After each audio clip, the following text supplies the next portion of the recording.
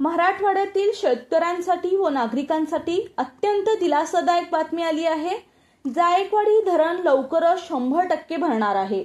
दरम्यान कोणत्याही क्षणी जायकवाडी धरणाचे द्वार उघडून मोठा विसर्ग सुरू करण्यात येऊ शकतो, अशी माहिती जिल्हाधिकारी यांनी दिली आहे। 3 तालुक्यातील गावांना यापूर्वीच इशारा देण्यात आला आहे। तसेच नदीकाठच्या गावांना देखील सतर्कतेचा इशारा देण्यात आला आहे। सध्या किती क्युसेकने आवक येत आहे, तसेच धरणात किती पाणी साठा झाला आहे, हे आपण या व्हिडिओच्या माध्यमातून पाहूयात। आज शुक्रवार 6 सप्टेंबर 2024 सायंकाळचे अपडेट आलेले आहेत।